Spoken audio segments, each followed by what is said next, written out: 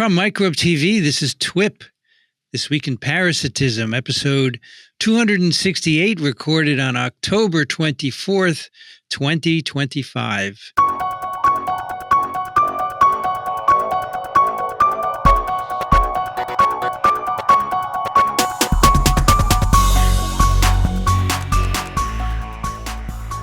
I'm Vincent Racaniello, and you're listening to the podcast all about parasites.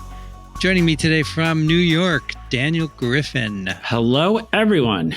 So we record on Fridays, and so the bow tie of Daniel has to have an STD organism on it, right, Daniel?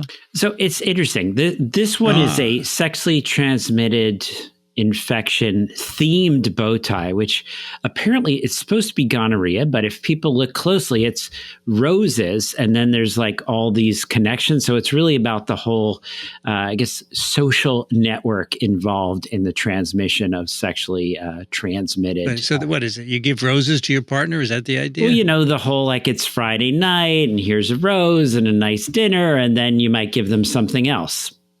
See. Okay. Also joining us from Glasgow, Scotland, Christina Nowla. Hello, everybody. I still don't own a bow tie, but I should get some. Why did you get that, Christina? That whole idea that, the social network, how the infections are spread, and that you, after the nice dinner and everything, you might get a gift you didn't actually want from that person. Yes, I do. Okay. Yeah. Although I'm past that, but maybe in my next life. Oh, you're saying you're going to get a STD in your next life? That's not good. No. Christina. Well, I hope not, but you never know. No, not at all. Life's risky. But also, Daniel, it doesn't always involve dinner. I mean, that's true. I don't know what your sort of social, but no, I mean, in many countries, there is still an active prostitution network, right? And that is how many STDs are spread, I believe. The United States also does have professional sex workers as opposed apparently to the amateur sex workers. And that's a big factor in a lot of situations. Is it legal in the U.S., Daniel? So there actually are parts of the United States where it's legal. It's interesting. I believe that in Nevada, it is legal outside of the official bounds of Las Vegas, but not in Las Vegas. So sort of an interesting, and they're regulated and such. And today we're going to transmit to you interesting information. But first, remember, we'd love to have your support to do these programs. MicrobeTV is a nonprofit entity, and so your contributions in the U.S. are federal, U.S. tax deductible. And you can go to microbe.tv/contribute to help us out, because we don't do advertisements to pay for these programs. We depend on you, and it works. So just keep it up, folks. Okay. Thank you very much for your support. So we have a snippet in the paper today. We do, but first, can I also ask for a little bit of support from our listeners, just briefly? Just wanted to remind you all that we have a survey running at the moment that will look at the impact of This Week in Parasitism on your understanding of science. So how does it shape your understanding of science? And, also we want to find out whether it contributes to your scientific literacy and your trust in science. And it'd be really amazing if some of you, or all of you, preferably, could participate in this survey. So this is an academic study. It's got ethical approval, and we hope to disseminate these findings to the wider public. That means you, and also on TWiP, and conference presentations, and also publications. So, this proper science research, although a bit differently from what we do today. And if you want to participate, there is a QR code for you to scan, and also a link on the show notes. So that would be amazing if you could help us with that. Because, the more we know about our listeners, the better. I was going to ask, so if you start, can you sort of finish later, or once you dive in, you've got to commit to the whole 30 minutes or so of the survey? No, I think you can just stop. It will just record the time. And actually the time is quite useful to decide whether an answer is from a bot or not. Oh. So, because you do surprisingly get quite a lot of bot answers in these survey studies, and if they're done in like a second or two, you can usually exclude human contribution. So no, but I think the time just runs. But I'm not 100% sure. I haven't tried. Oh, I will try it because I was planning, and I'm just, I'm not sure I will get like my uninterrupted block, but I'll report back. Okay, that would be brilliant. Okay, thank you. So shall we talk science then? Yeah, let's go. Okay, so shall I start with a little snippet? This is really tiny, but I just it's just a little called a clinical pearl, really, that just tells you how amazing parasites are. And this paper is by Stalin et al. It's not published yet. It's at the moment visible as a uncorrected accepted proof. So that will be published very shortly in the Journal of Travel Medicine. So the link that we provide will then take you to the finally published version when that is ready. And the title of that tiny paper is Viable, I don't know why I call it tiny, it's just short, Viable Schistosoma mansoni infection 41 years after last exposure, a case report of a loyal parasite. So there's quite a long author list, and most of the authors are from various hospitals and universities in Switzerland, some of them where I've actually studied myself, so others not. But yeah, it's quite a long list of different affiliations. And just to give you the key point, so this is talking about Schistosoma mansoni in particular, and I'm not going to go over the life cycle or anything because we've covered that quite a few times, but I just want to say is that on average, the adult worms live about 3 to 10 years in their human host. They can live longer, but the kind of average lifespan is about 3 to 10 years. And during that time, they just kind of live it's called a copula. So essentially the male and the female, they kind of are all snuggled up together. So the slender female fits into the gynecophoric canal of the male. And so she produces eggs and he fertilizes them. And they live generally in mesenteric venules in the gastrointestinal system. So that's where they hang out. So this little paper talks about a case report, really, and that was an accidental detection of a Schistosoma mansoni infection that was discovered during a routine screening colonoscopy in 2024, where they noticed some abnormalities. And then they biopsied the lesions and did some histology studies with them, and what they saw in those lesions, and there's actually pictures of that in the paper, they found granulomas, and inside those granulomas they found calcified and also non-calcified viable eggs of Schistosoma mansoni. And I think what's quite interesting is that patient had never really experienced or reported significant gastrointestinal systems. So, Daniel, the eggs look like they have a spike on them. Like Charles Mansoni. Yeah. That's one of the ways I have people remember, right? Think of the hematobium, it's right at the end, so it can pass out in the urine and not get stuck. And then the Mansoni have that big, lateral Charles Manson spike. And then the Japonicum are that sort of delicate, fine. There is a spike, but you can barely see it. This is on the cover of PD8, right? Yes, we have an S. mansoni egg on the cover of PD8. So what's really interesting about this woman is that she'd actually not been in a mansoni endemic area in 41 years. And when she did visit, she visited Rwanda, and she had a single swim in Lake Kivu. So she didn't really have much exposure. So, and yet it turned out that this infection is actually active, so the worms are alive and they are producing new eggs. They did do some other tests. For example, they looked for circulating cathodic antigen, which is a protein that the schistosome worms excrete, and that can actually be used in a point of care urine test to diagnose schistosomiasis infections. And she was also positive for another antigen, which is called the circulating anodic antigen, which is a molecule that the worms regurgitate into the bloodstream. But they did discover that in the urine. They did not find it in the blood. And they think that might be because that this woman had a low worm burden.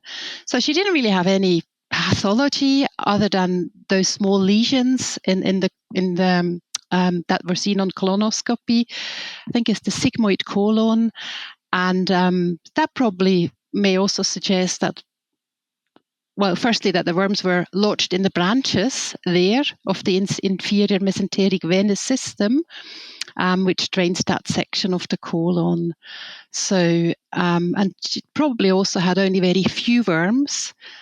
And I thought that was really amazing. 41 years, imagine. So she was treated. She tolerated the treatment well. And the authors say that this is the longest documented infection with Schistosoma mansoni that's been reported in medical literature, and also one of the longest Schistosoma species infection in general.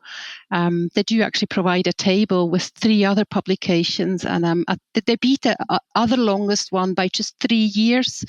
So I think that's quite amazing. So maybe if we were to look in more people, there might be quite a few. It's kind of amazing, right? Yeah. I mean, 30 years for the hematobium. Now we're from 38 up to 41 for S. mansoni, and then 47 for japonicum. I know, it's astonishing, isn't it? These are probably more frequent than because if they're asymptomatic, you would never check, right? It's really true, yeah. Yeah. I mean, this is an incidental finding from that colonoscopy, right? Yeah. Also, maybe you have to believe that she hasn't done anything else, right? Who knows? Yes, that's true. Yeah. I guess you do have to trust your patient to an extent. Yeah, trust the history. But, she's a Swiss woman, so us Swiss people were just very honest people. Well, that's the issue, too. I mean, japonicum, right? Really, mansoni has spread to a lot of areas where kind of realizing, oh, my gosh, it's there, and we didn't realize parts of Europe and stuff. So when you take your history, now it becomes a little more challenging. So this is in Switzerland, this case, right? Yes, you're the Swiss woman. Woman. So, I thought that was interesting, and it just kind of illustrates how amazing those worms are. Well, I think it's amazing how colonoscopies are.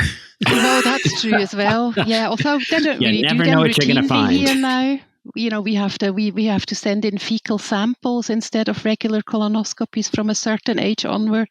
Really? Yeah, so with your 50th birthday, pretty much on the day, you get a little package through your letterbox. Here in the U.S., they start scoping. Actually, they're starting to move the age even younger. So okay. Yeah, but we get scoped. You guys get a cult blood. That's not as good as a scope. Well, I suppose it's a screening. I don't know. Someone's got to pay for these things. Well, that's what governments are supposed to be for. Although here in the U.S., we think they're not. We're not supposed to do anything for our citizens. Yep. All right, but that was a great snippet, and I think it's good to realize that the incredible range there, right? And we think of japonicum as a little more likely to maybe end up in CNS. So, but mansoni, still concerning. Oh my gosh, decades later, you're still not out of the woods. Viable eggs. Hey, Daniel, I bet you have some in you. You've been all over the place. Yeah, it makes me kind of wonder. Yeah, I've never actually, and I think we remember the story of toweling off briskly where I go to Lake Malawi with the family. Yes. And of course, we're not going to swim in that, infested water, but it's just so hot. And the crocodiles were like far enough away that it seemed like it would be safe. They are pretty fast swimmers, Daniel. The crocodiles. Yes. As are the cercaria, right? Yes, that's true. It's true. I did bump into a news headline just the other day where they found a crocodile in Queensland in a Sheraton hotel pool. Oh my gosh. I'm thinking that'd be some rude awakening if you go for your morning swim in the lush swimming pool at your hotel. Wow. Yeah. Well, they don't know what they're doing. They just want water. I guess so, yeah. But I don't know. Would they we're the ones chlorinated we're the water? ones invading every corner of the earth, True. It's true. Yeah. Okay, you got another paper? Or is that it, Christina? No, so we've got another paper. So I can lead a discussion on that. I've got plenty of notes, but obviously appreciate any help that I can get. This is quite a paper. It's quite a paper, yeah. So let me give you the title first, just to kind of whet your appetite. So the paper, the title of this paper is Targeted CRISPR Screens Reveal Genes Essential for Cryptosporidium Survival in the Host Intestine. And this was published in Nature Communications. This is an open access paper.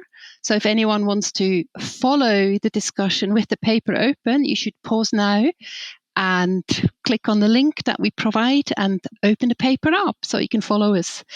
And so the authors are Watson, Sala, Bernitz, Baumgartel, Pallet, Mersuch, Straker, Peng, Collinson, and Sateriali. And they come from various places. So from the Cryptosporidiosis Laboratory at the Francis Crick Institute in London, from the Electron Microscope Science Technology Platform, also at the Francis Crick Institute, and from the Chan Zuckerberg Biohub in San Francisco. So, yeah. So I thought we could maybe start with, before we dive in, because we don't really talk about Cryptosporidium very often, mostly in the context of a case. So maybe we could recap the life cycle briefly. And I'm happy to do that. But if you want to do that, Yeah, I could jump in Okay, with, let me jump in with first, I will say a little background and then the life cycle. So one of the first things is, why do we care so much about Cryptosporidium? And this is something that we did not learn in medical school. And we only learned, maybe people freshly minted, but we only learned with the GEMS study, GEMS, that Cryptosporidium is actually one of the leading causes of moderate to severe diarrheal disease in infants. Right, we always think E. coli, we think about bacterial, we think about some of the viral causes, but this parasitic pathogen is actually a really significant problem. Also, there are really limited options, and particularly in children, the patient, the population that needs, effective therapy. So huge issue here. That's why we're interested in understanding this. And then the life cycle here is interesting from how do you get this, but also is really going to play a part in how they're able to use the CRISPR screens. So I pasted into our show notes, and maybe this will be up on the screen for people watching this on YouTube. So not a big, not a surprise. We, ingest the oocysts. A lot of ways we get diarrhea. Something ends up in our mouth. So we end up ingesting fecally contaminated water or food. And then these oocysts actually they're sporulated. They have sporozoites in them, and the sporozoites are actually released in the small intestine. So get these little sporozoites. Now the sporozoites, think about this is the stage when they're in the intestines and they're going to attach to the surface of columnar epithelial cells. So this is kind of a vulnerable. Wouldn't this be a great time to target them before they actually start to get into those cells? And then once they get into the cells, then we're going to see a number of haploid stages of development. And so you're going to end up with a microgamete, you're going to end up with a trophozoite, you're going to end up with a macrogamete. So you're going to start off, and then you're going to go into this sexual stage where the macrogamete is fertilized. So the sexual stage is happening in us. And then you're going to end up with the unsporulated oocyst. So think now you're actually going to a diploid stage, right? So that's sort of important. This haploid period is a great time for targeting knockouts, right? Because there's only one. You don't have to worry about a second. And then you're going to end up with the oocyst coming out. They're going to pass in the feces, and then we're going to move on to the next person ingesting. And I think what's really interesting for this parasite, so actually some of the names of the life cycle stages might sound familiar to you. Sporozoites, for example, and that's because they are related to malaria parasites, Plasmodium. So they're both apicomplexan parasites. So, they share a lot. They have a lot in common, but they're also quite different. So what I think was really fascinating with Cryptosporidium is that they're essentially intracellular, but kind of sitting on top of the cell, on the luminal phase. So they're kind of, I don't know, if you have a look at the life cycle on the picture, it looks a bit like a zit, really. Maybe that's not the best comparison. But no, I think that's key. It's actually it looks a little bit like intracellular, but it's really sitting there in this thin-walled oocyst. Yeah, and it just kind of sits there, and then he has the asexual cycle and also the sexual cycle. That all kind of happens in the same place. So that's a little bit different with malaria, where we have the liver cycle and then the red blood cell cycle, and then I suppose the sexual cycle also occurs in the blood, essentially. So yeah, interesting parasite, really. So really, you can get cryptosporidiosis is kind of a worldwide parasite as well. So, it affects anybody really, or anywhere. And I think it depends a bit on where in the world you are. So in some parts of the world, cryptosporidiosis is more often zoonotic. Particularly in areas where there's kind of big livestock rearing facilities. And in other parts of the world, it's kind of more anthropootic, so transmitted between humans only. And there's really quite a lot of different species of Cryptosporidium. So I think that is quite interesting. And do you want to mention a clinical presentation? So, I mean, as we were saying, it's usually going to present as this moderate to severe diarrheal disease, particularly in infants. It also can be an issue in immunocompromised individuals. And there's only, and so a person has this moderate to severe, this is a spectrum of disease, but that's going to be what we're most worried about, because the children, the immunocompromised individuals, are going to become dehydrated, electrolyte depletion. The only FDA approved drug is nitazoxanide, but it's not effective in immunocompromised individuals, so folks with like HIV or organ transplants, and it's only partially effective in the kids. It doesn't do a lot in the kids. So, so basically just think of this protracted long diarrhea going on in the immunocompromised, really severe, life-threatening diarrhea in the little kids. And that drug, nitazoxanide, is actually not approved for the treatment of cryptosporidiosis in the UK or in the EU, although I think it is available on a case-to-case basis. But I'm not a prescriber, so don't take my word for it. Okay, so shall we dig into the paper? Yeah. It's quite meaty. So the problem statement really for this article is that although it is clinically significant parasitic infection, we don't really have many therapeutic options with only the one drug that we mentioned that actually is quite suboptimal, and there are no available vaccines. And so really, as is quite often the case with maybe parasitic infections that are not in the top 3 of popularity rankings, it's quite difficult to develop new interventions, because really we have an incomplete understanding of the parasite biology, and in particular of parasite genes that are essential for survival or also pathogenicity within the host, and here in the host intestines. And tools to study the parasite before that paper were, there were some tools, but they were not great. And I think there was a main reason really for that paper. So the objectives of the study were, there were quite a few really, but first and foremost, they really wanted to develop a robust genetic screening platform for Cryptosporidium. They also wanted to identify parasite genes that were critical for survival and replication in the host intestinal environment. And they also then wanted to at least begin to validate functional roles of candidate genes using their newly developed systems. And really in this study, they improved the tools available for genetically manipulating Cryptosporidium, and they essentially developed a targeted CRISPR-based screening method to rapidly assess how the loss of individual parasite genes influences the survival in vivo. And I don't know, Vincent, do you think we should very briefly mention what CRISPR does? Because we don't really talk about CRISPR very often on This Week in Parasitism. No, we don't. Yeah.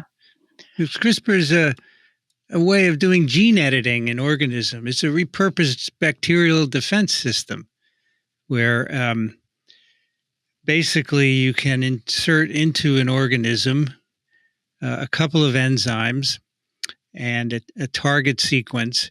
And so if you want to disrupt a gene, you can put in an RNA that will cause disruption of the gene. And then the endonuclease that you put in with it will cut. The recombination will result in replacement with your sequence that you've gone in with it. And then you have to have a way of screening for that deletion. Mm-hmm. But the interesting thing about the Cryptosporidium is that so when you make a cut using the CRISPR system, it's typically repaired by non-homologous end joining. So the DNAs are put back together, and they're not put back together very cleanly. So you can have all kinds of deletions and so forth. But that doesn't happen in Cryptosporidium. They only have homologous recombination to restore the ends. So that means you're going to get more precise deletions, which is really interesting. So basically, you can introduce deletions in any gene at will. So you use a guide RNA to introduce the deletions, and then the replacement RNA will be put in after your Cas cuts it. So it's CRISPR-Cas9.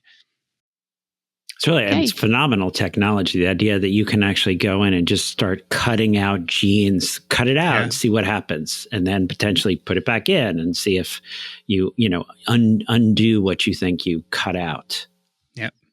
Clustered, regularly interspaced, short palindromic repeats. So that's CRISPR. And then it's originally derived from a bacterial system where it's used to cut foreign DNAs that are coming into cells and prevent parasitism. But it's been repurposed and modified, and a Nobel Prize was awarded for that in order to do gene editing. It's pretty amazing. And actually, Cryptosporidium is probably quite a good candidate for that, because Daniel alluded to that a few times in his overview of the life cycle. This is actually within the intestine. Almost all the life cycle stages are haploid, so there's only one copy of the gene. So really, you only need to disrupt the one single copy, which I think is probably quite powerful. Mm-hmm. So they did actually develop and try that system on a particular pathway, and maybe I'll maybe just talk a little bit about that as well. So I think what's also interesting with Cryptosporidium is it has got a very streamlined genome, and it lacks many basic metabolic pathways. And it is really, because of that, quite heavily reliant on its host for cell nutrients, or for host cell for nutrients.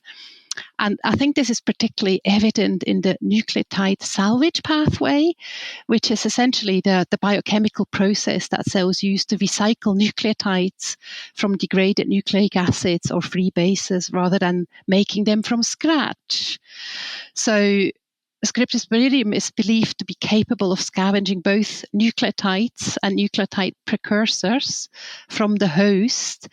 And there's evidence that Cryptosporidium can synthesize purine nucleotides and take them up, but it cannot do that for pyrimidine nucleotides. So it really entirely relies on the host. On salvaging these from the host.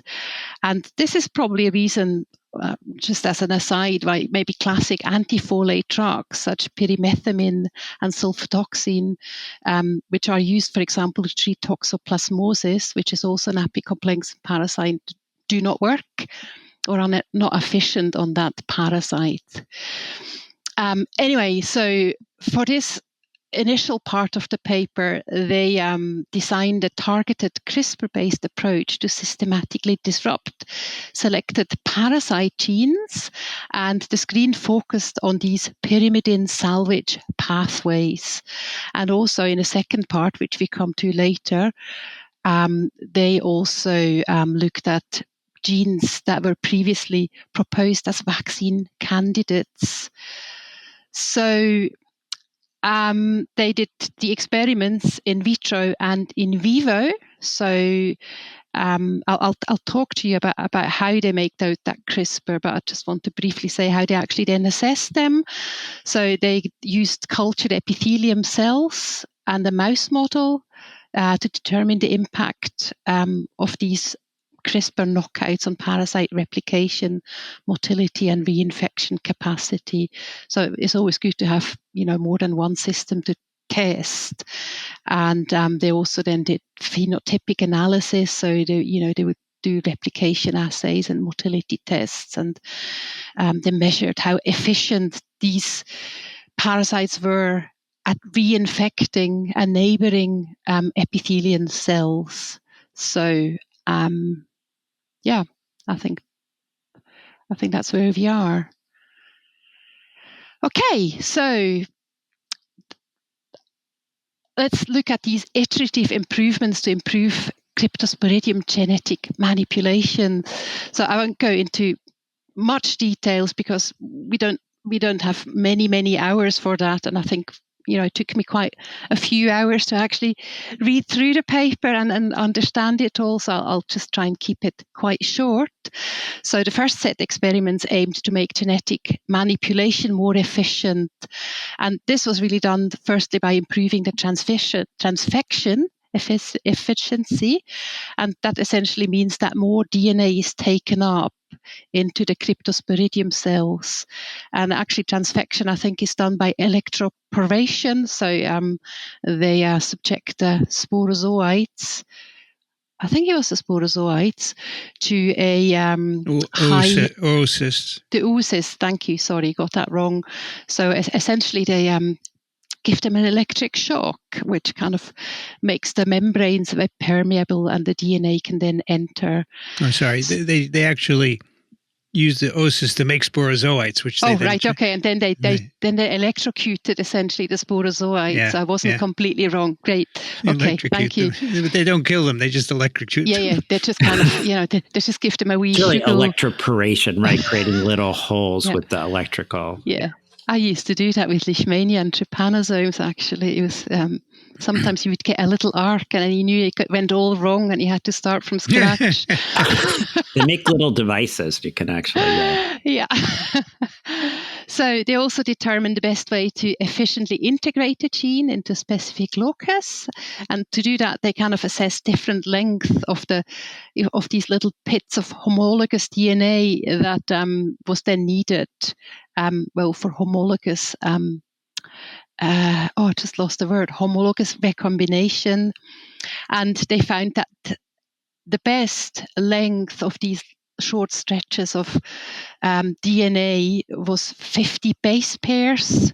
So a little overlap of 50 base pairs for the best repair. And they actually made a single plasmid construct, so they put everything necessary on a single circular DNA entity, which is called a plasmid. And so what else did they do? So actually, just to try it out, they used an enzyme, the gene for an enzyme called thymidine kinase, and it was known that this was dispensable for the parasite growths. So they were able then to demonstrate that this had properly integrated using that new kind of vector system. So they could demonstrate that this had integrated without actually damaging the parasite. And I think that was quite important to show that this integration works. And they also then did a whole genome sequence to actually check whether it was indeed where it needed to be. And I think what we mentioned earlier, because that is done by homologous recombination in Cryptosporidium, that actually, that led to a very, they only noticed one genome alteration essentially when they sequenced the entire genome, and that was at the target site that they had targeted. So very, very specific, because I don't think CRISPR is always all that specific. No, they're always off target. One of those issues. Yeah. They're always off target effects, but maybe that has to do with, non-homologous end joining. Yeah, I think that's probably the case. Yeah, this organism doesn't do that. That's really an advantage. Yeah, I think so. So, they had that construct that worked, and then they actually tested the feasibility and reproducibility of that system.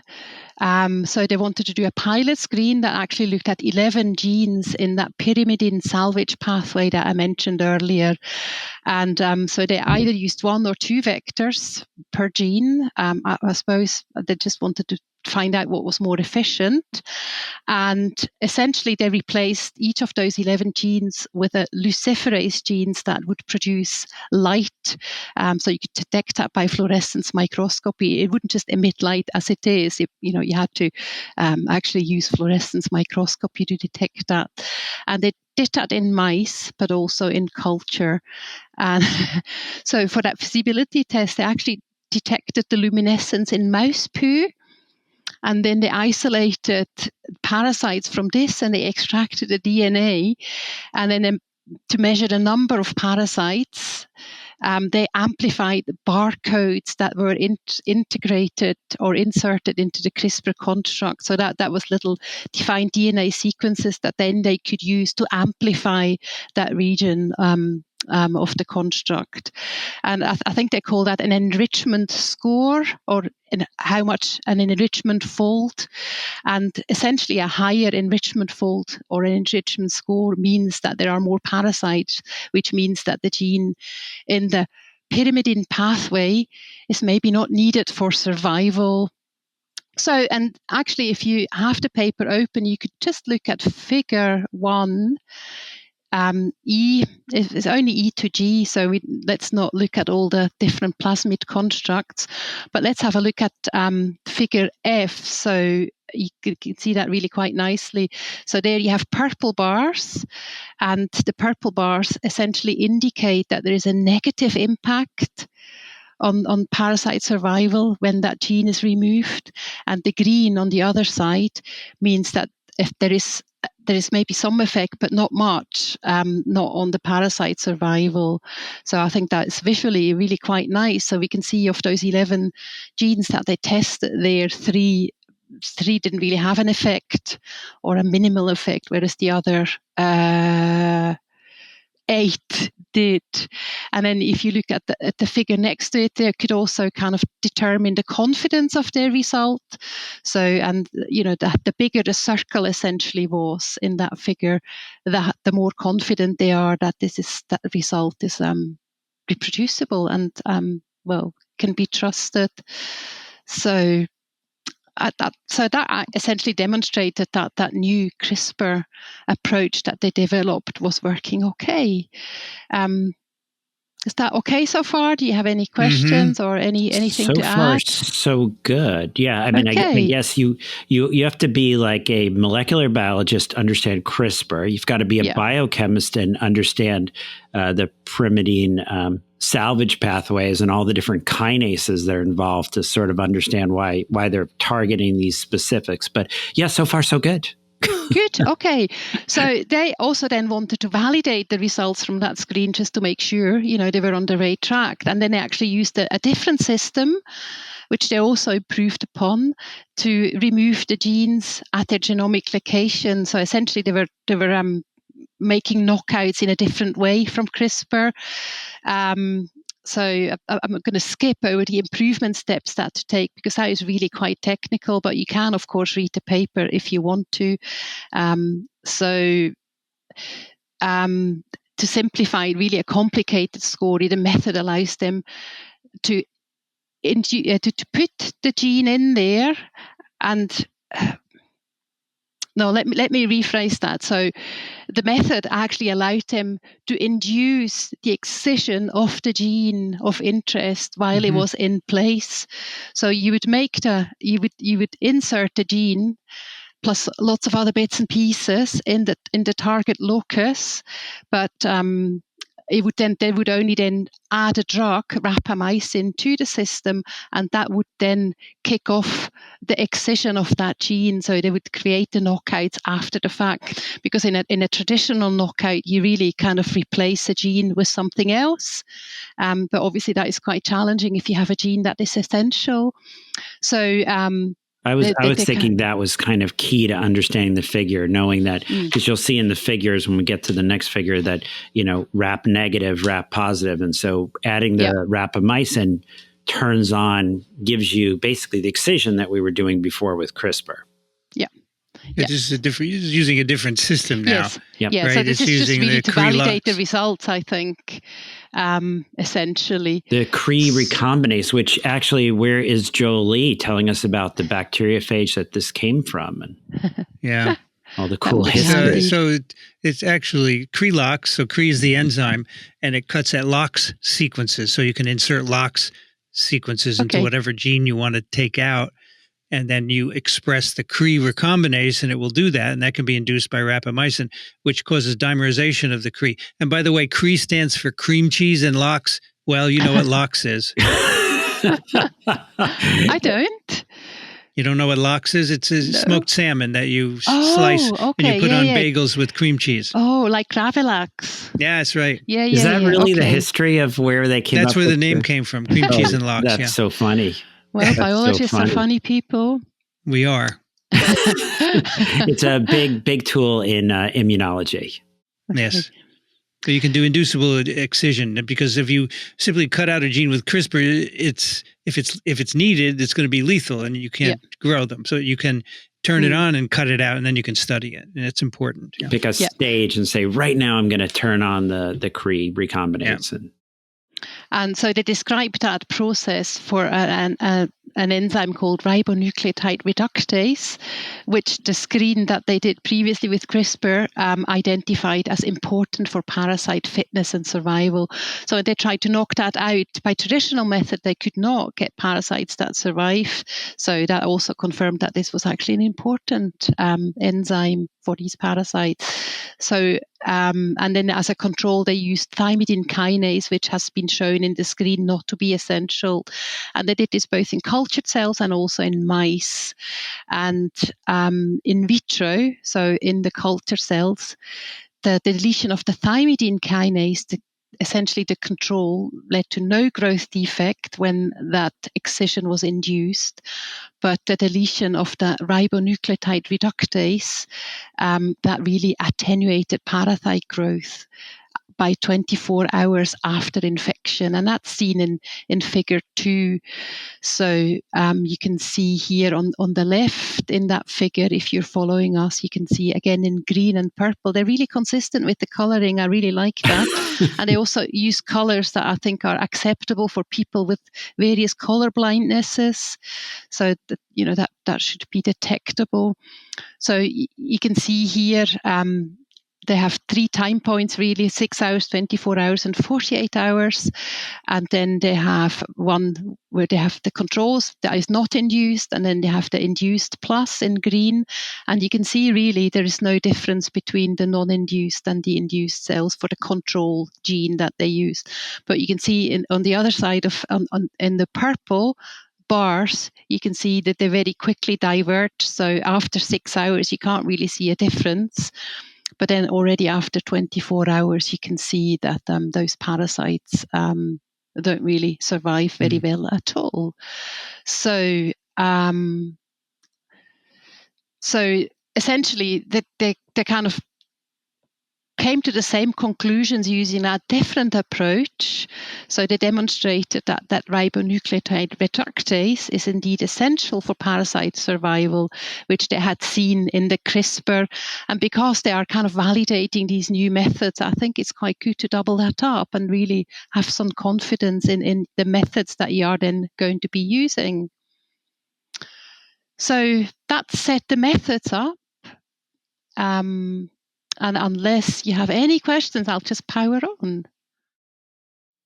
So good so far, right? So we've validated the pyrimidine salvage pathway in using our CRISPR-Cas9. Now we've done it with our CRE, locks on our bagel system. And what comes next? What comes next? Yeah, so that now they have some confidence that CRISPR system actually can be trusted. They then went on to do a CRISPR knockout screen of Cryptosporidium vaccine candidates. So they were satisfied that their improved genetic manipulation methods worked. And they chose 11 vaccine candidates based on the reported surface location and also the implication in immunogenicity and or immune protection as reported in the literature. So the CRISPR knockout screen showed that of the 11 genes, only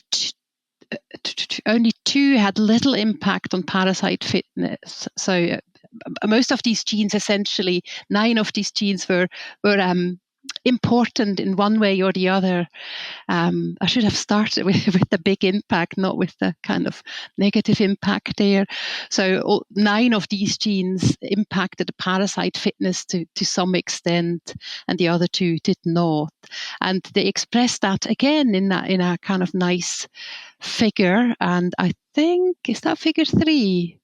It must be figure 3. I didn't add a number in my notes. So again, we have the kind of purple. What do you call that plot, actually? In figure 3? Yeah, that in figure 3C.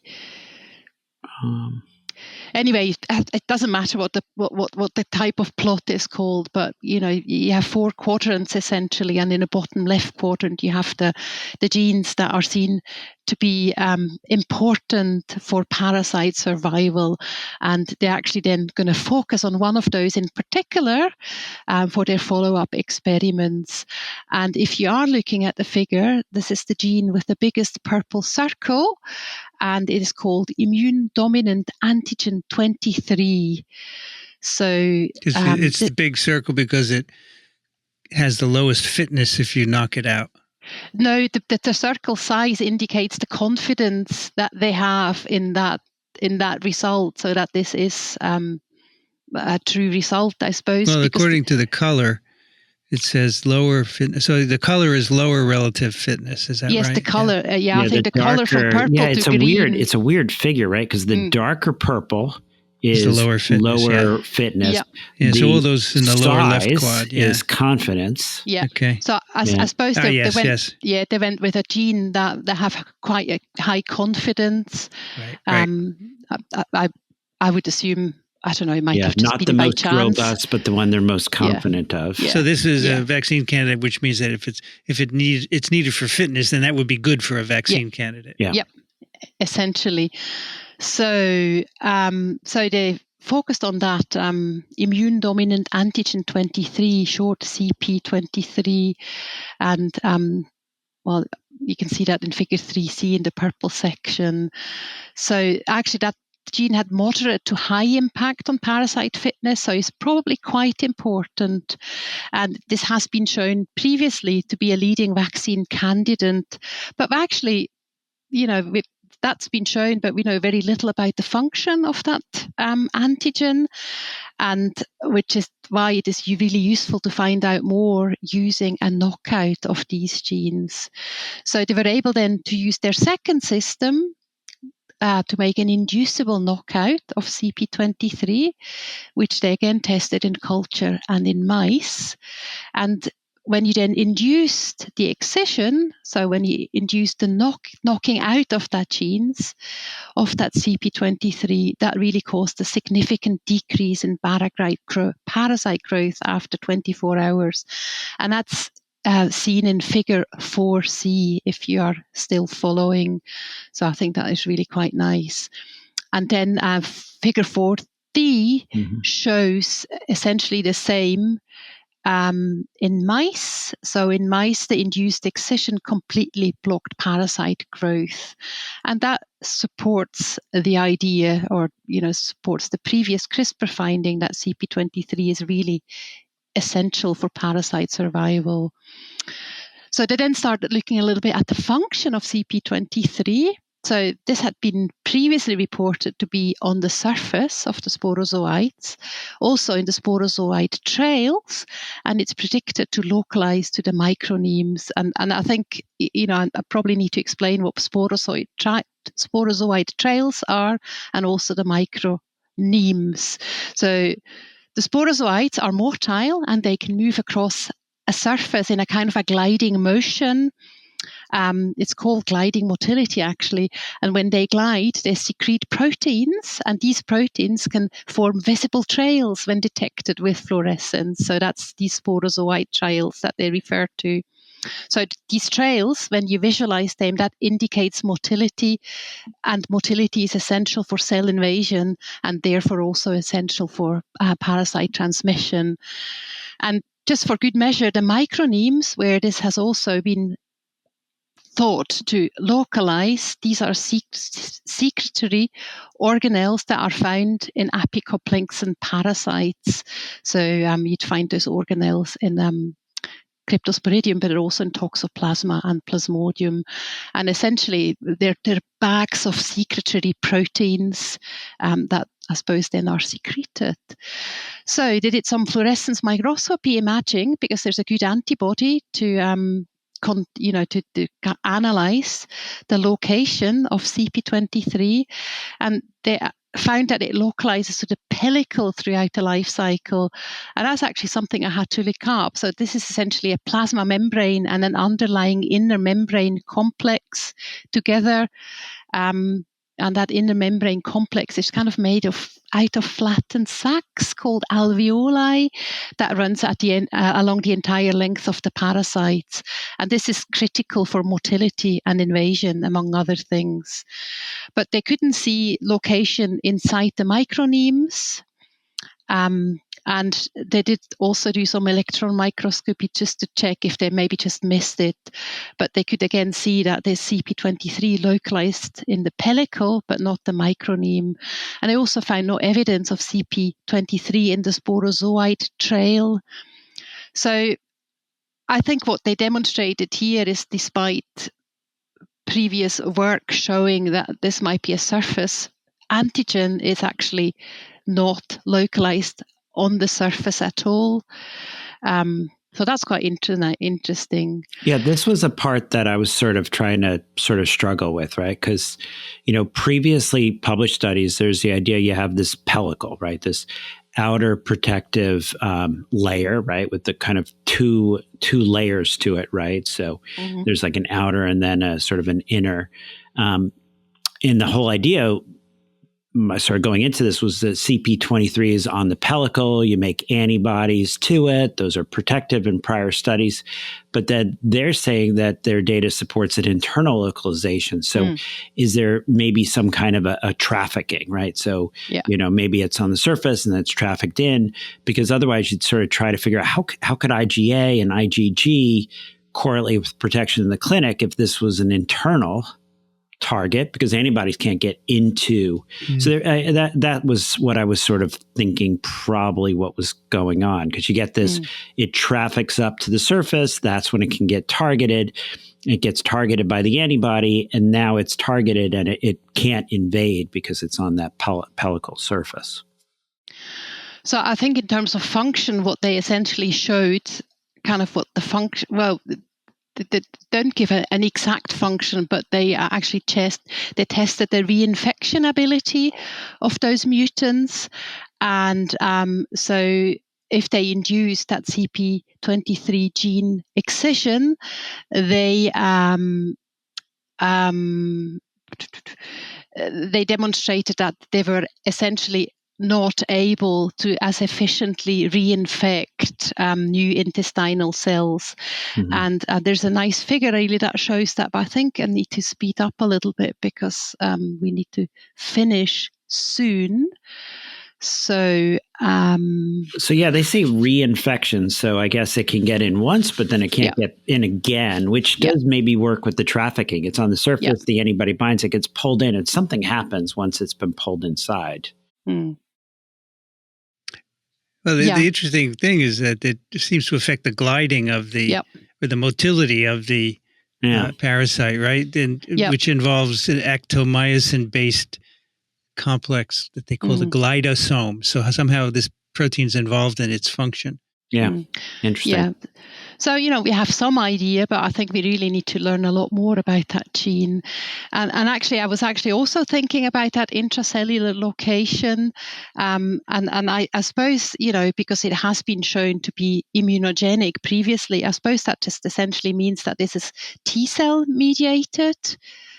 So maybe I don't know, T-cells, because it's the antibodies that correlate with the protection, right? So maybe it is getting to a surface, getting bound, and then maybe when it traffics, it pulls the antibody in, or maybe it can't pull it in, and that kind of disrupts.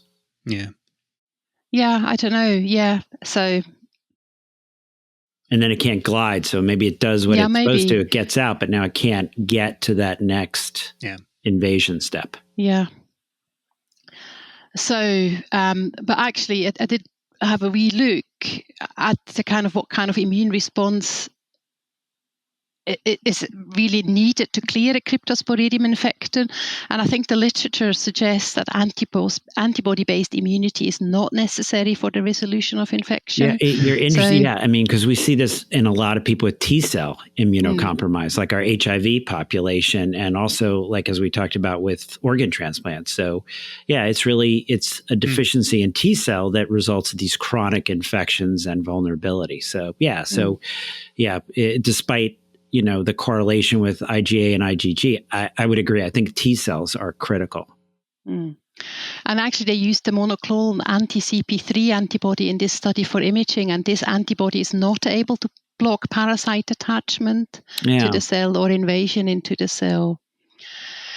So, I think they have shown that this antigen is involved in motility and survival. Now we just need to find out how. So I think really in summary what we can see, they have identified, they were kind of demonstrating that they have essentially, I think a main point of this paper is that the researchers involved in the study have developed and or improved the tools that can be used to study Cryptosporidium, and I think that is really excellent. So in particular, they constructed a knockout vector system that can be used for CRISPR screenings of genes of interest. So I think that is really useful. And then they also improved on that inducible knockout system, and that can be used in tandem really to learn a lot more.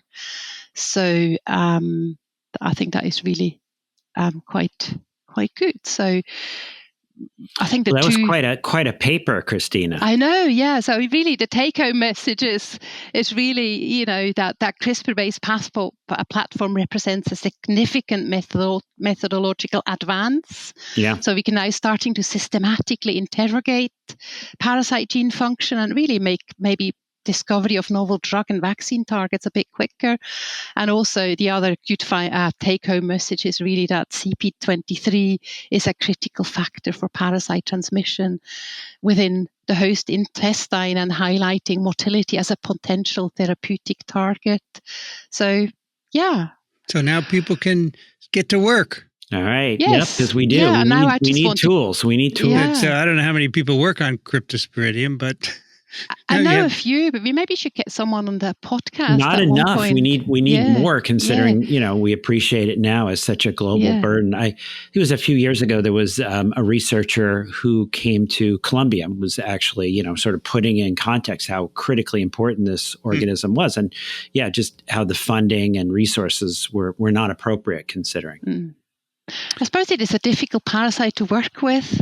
Not now. Not now. Now they got a great system. I actually thought I want to get back in the lab and become a researcher again, but I think my time's up. So I'll stick to teaching and talking about science. Thank you for that, Christina. You're welcome. It's TWiP 268. Show notes, microbe.tv/TWiP. You can send us questions or comments to TWiP@microbe.tv. If you enjoy these programs, we'd love your support, microbe.tv/contribute. Daniel Griffin, Columbia University Irving Medical Center, parasiteswithoutborders.com. Thank you, Daniel. Oh, thank you. And everyone, be safe. Christina Nell is at Glasgow University. Thank you, Christina. Well, thank you. Thanks for your patience with listening to this amazing paper. And remember to do my survey. The QR code is in the show notes. I'm Vincent Racaniello. You can find me at microbe.tv. I'd like to thank the American Society for Microbiology for their support of TWiP and Ronald Jenkins for the music. You've been listening to This Week in Parasitism. Thanks for joining us. We'll be back in 2 weeks. Another TWiP is parasitic.